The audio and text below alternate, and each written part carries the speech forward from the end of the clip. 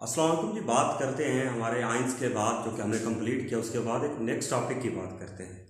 अब जो next topic हमारे पास है वो छोटा सा टॉपिक है, उसमें से दो शॉर्ट क्वेश्चन बनते हैं और कुछ एमसीक्यूज बनते हैं। रिलेटिव एटॉमिक मास। और रिलेटिव एटॉमिक मास ये क्या है? अब सबसे पहले जो बात हमारे पास ऐसी है कि एटम इतना छोटा है कि हम उसको आम आंख से देख नहीं सकते। एटम इतना छोटा है कि हमारे पास कोई ऐसा फिजिकल बैलेंस नहीं है, तराजू नहीं है कि हम किसी एक एटम को उठाकर उस तराजू पर रखकर उसका मैस, एटॉमिक मैस को मालूम कर सके। यही बात हमारे इस टॉपिक के स्टार्ट में है।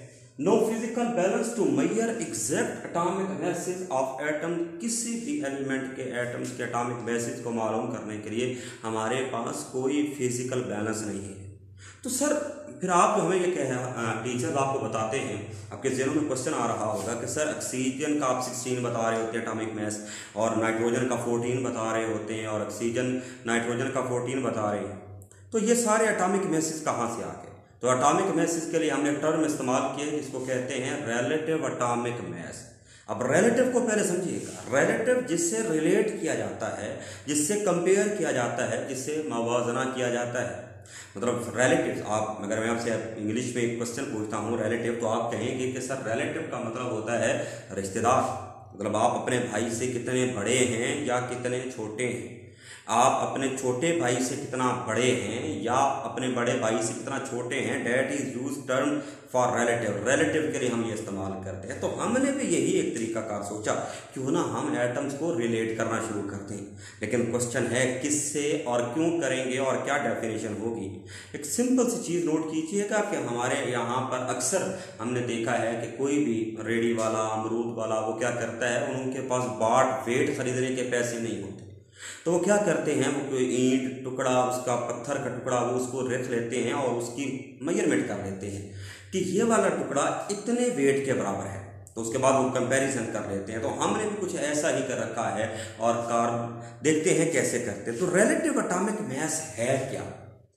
It is the mass of an atom of an element as compare to the mass of an atom of carbon taken as 12। जरा नोट कीजिएगा कि ये किसी भी एलिमेंट के एटम का वो मैस होगा जिसका मवाजना किया जाएगा किसके साथ? Mass of an atom of carbon, carbon के एटम के साथ, जिसका मैस हमने ले रखा है 12 taken as 12। It is the mass of an atom of an element as compare to the mass of an atom of carbon taken as 12। समझिएगा, एक तरफ कार्बन 12 है और दूसरी तरफ वो हमारा एलिमेंट का एटम है, और उसको हमने कंपेयर करना है कार्बन 12 के साथ। तो देखते हैं कि वो कितना उससे वजन में हैवी होगा या लाइटर होगा। बात को आगे बढ़ाते हैं और क्वेश्चन मार्क यहां पर आता है कि सर वाई कार्बन 12? कुछ भी हो सकता था। Y carbon 12? कार्बन के भी 3 आइसोटोप हैं। अगर हम कार्बन की बात कर रहे हैं तो कार्बन के भी 3 आइसोटोप हैं, कार्बन 12, कार्बन 13 और कार्बन 14। कार्बन 12, कार्बन 13 और कार्बन 14 जो हैं वो हमारे पास है। Y carbon? बिकॉज ये सब के अंदर से कार्बन स्टेबल है। अगर कार्बन 12 और 13 और 14 की बात की जाए तो कार्बन 12 जो है वो स्टेबल है, ये नॉन रेडियो एक्टिव है, ये नॉन रेडियो एक्टिव है, इसमें से रेडिएशन नहीं निकलती। तो कार्बन 12 के होने के पीछे क्या वजह है? तो वो सबसे ज्यादा चीज स्टेबल है। दूसरी, कार्बन 12 इज अबंडेंट, ये कसरत में पाई जाती है, अपने आइसोटोप्स में भी ये कसरत में पाई जाती है। कार्बन 12, 13 और 14 से ज्यादा होती है, 99% होती है। और फिर बात करते हैं कार्बन 12 की, तो अगर इसकी सबसे जो खूबसूरत बात है वो इसका एटॉमिक वेट, इसका एटॉमिक मास है। तो इसका एटॉमिक मास जो है वो आप अगर देखें तो वो मुकम्मल 12.000 है। उसके अंदर पॉइंट के बाद कोई चीज नहीं है, हत्ता कि 12.00001 भी नहीं है। तो it is a whole number, it is a complete number. तो इसको जब हमने देखा तो एटॉमिक मास इसका जो था वो एक होल नंबर था। तो याद रखिएगा कार्बन 12 को याद रखने के लिए कि इसका क्यों लिया गया। ये स्टेबल है, ये नॉन रेडियो एक्टिव है, ये कसरत में पाई जाती है, और साथ ही हम ये याद रखेंगे इसका एटॉमिक मास जो है वो होल नंबर है। बात करते हैं इसके यूनिट की। तो रिलेटिव एटॉमिक मास का जो यूनिट है वो है एटॉमिक मास यूनिट, जो कि हम पहले सेकंड लेक्चर के अंदर पढ़ चुके हैं। एब्रिविएशन कैसे करेंगे, इसको करेंगे AMU। AMU मतलब एटॉमिक मास यूनिट। वैल्यू मैं आपको निकालना सिखा चुका हूं। ये तीनों वैल्यूज ही एटॉमिक मास यूनिट की हैं। 1.661 multiply by 10⁻27 kg, 1.661 multiply by 10⁻24 1 gram में, 1.661 मल्टीप्लाई बाय 10⁻21 मिलीग्राम में। तो these are three values of relative atomic mass unit की तीन वैल्यूज। अब डेफिनेशन की बात करते हैं। डेफिनेशन क्या है? 1/12 of the mass of an atom of carbon 12, carbon 12 के 12वां हिस्सा, मतलब कार्बन 12 के अगर आप 12 इक्वल पीसेस करते हैं, उसमें हर एक पीस जो होगा वो किसके बराबर होगा? 1 AMU के बराबर होगा। जरा नोट कीजिएगा, यहां पर मैंने आपके सामने एक छोटी सी डायग्राम बनाई है, एक डब्बा बनाया है, और ये कार्बन 12 है। और कार्बन 12 के मैंने टोटल एग्जैक्टली इक्वल 12 पीसेस किए हैं। Each and every piece will be equal to 1 AMU।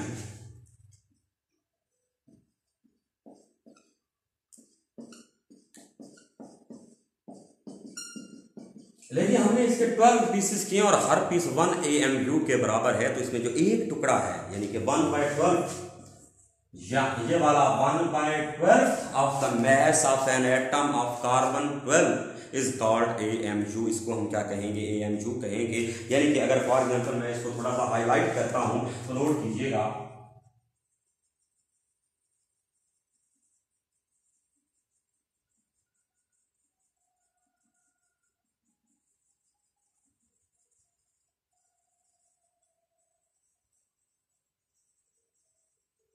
This highlighted portion है इज द मास ऑफ, ये है हमारे पास 1/12, तो ये इसका 12वां हिस्सा है, तो ये कहलाता है 1 AMU के बराबर होगा। अब बात करते हैं इसके अंदर ये हमारे कंपैरिजन का तरीकाकार क्या है। अगर आप फॉर एग्जांपल हाइड्रोजन को कंपेयर कर रहे हैं तो उसका जो एटॉमिक मास है वो है हमारे पास 1.008 AMU, that is atomic mass. इसका मतलब हाइड्रोजन कार्बन के 1 AMU से थोड़ा सा माइनर सा ज्यादा है। तो यही हमारे लिए एक मेन अच्छी बात है कि कोई भी चीज अगर इससे बदल में भारी है तो इसका मतलब वो इसके 12 AMU से ज्यादा है। मतलब फॉर एग्जांपल मैग्नीशियम, इसका एटॉमिक मास 24 है, तो वहां पर ऐसे 24 हम डब्बे बना सकते हैं, यानी कि it is 2 time heavier than carbon. तो ये हमने थोड़ा सा ध्यान में रखना है। तो एमसीक्यूज में जो क्वेश्चन किया जाता है वो इसकी वैल्यूज के हवाले से किया जाता है। वैल्यूज जो हैं 1 AMU इज इक्वल टू, ये किलोग्राम में लिखिए, ग्राम में और मिलीग्राम में, और पूछा गया है वैल्यू ऑफ 1 AMU इज, तो आपने इधर वहां पर जो वैल्यू की बात कर रही है तो आपने इसका डी ऑप्शन देंगे, ऑल ऑफ दीज, क्योंकि तीनों ही वैल्यूज इसकी हैं, चाहे वो ग्राम में हो, किलोग्राम में हो या मिलीग्राम में हो। तो यहाँ पर आपने ध्यान में रखना है। अब कुछ ऐसे एलिमेंट जिनके एटॉमिक मासेस का आपको पता होना चाहिए, जिसको आपको याद करना है, उनकी कुछ एग्जांपल्स लेते हैं, उनको लाजमन याद कीजिएगा। हम बात कर रहे थे फॉर एग्जांपल वो कौन कौन सी चीजें हैं जिनका हम एटॉमिक मास को याद रखने की कोशिश करेंगे। तो सबसे पहले मेरे पास है हाइड्रोजन, ये है 1.008 AMU, तो आप इसको 1 भी याद रखिएगा, 1 याद रखिएगा। कार्बन 12 AMU है, नाइट्रोजन 4 AMU है, ऑक्सीजन 16 AMU है, नियॉन 20.18 AMU है, मैग्नीशियम 24 AMU है, aluminium is 27 AMU, silicon 28 AMU, phosphorus 31 AMU है, सल्फर 32 है, कैल्शियम 40 है, कॉपर 64 है और यूरेनियम 238 है। क्लोरीन का एटॉमिक मास 35.5 AMU होते हैं। तो दीज आर एटॉमिक मासेस। तो यहाँ पर ये जो हमने लिखे हैं ये इनके एटॉमिक मासेस को लिखा है, आप उनका इस्तेमाल करें। Atomic mass is the general term, mass ही क्यों, वेट भी तो कह सकते हैं। तो मास एक फंडामेंटल यूनिट है। आप अगर बात करते हैं वेट की तो W is equal to mg, मतलब मास मल्टीप्लाई बाय ग्रेविटी। तो ग्रेविटी की वजह से जहां पर 0 होगी तो वो gravity multiply by m, total value 0 हो जाएगी। Weight can be 0 but mass can not be zero. तो यहाँ पर याद रखिएगा कि weight is a fundamental unit, और जो हमारे पास मैस है, mass is a fundamental unit, sorry mass fundamental unit है, उसको याद रखिएगा। तो यहाँ पर ये छोटा सा टॉपिक जो कि आपने देखा, समझा और पढ़ा, रिलेटिव एटॉमिक मास की डेफिनेशन याद रखिएगा शॉर्ट क्वेश्चन के लिए।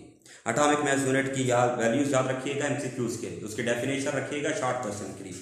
ये आपको चीज़ें कुछ काम आएंगी, इनको टोटल याद रखिए, और याद रखिएगा कि आप कंपैरिजन कर रहे हैं और किसके साथ, कार्बन 12 के साथ। और क्यों कर रहे हैं? Because it is stable, it is abundant and it is has atomic mass of its whole. लेकिन यहाँ पर एक क्वेश्चन बनता है, आप कमेंट बॉक्स में जरूर पूछिएगा, जरा सोचिएगा वो क्वेश्चन क्या है। हम नेक्स्ट लेक्चर के बारे में मजीद बात करेंगे। अल्लाह हाफिज़, अपना ख्याल रखिएगा।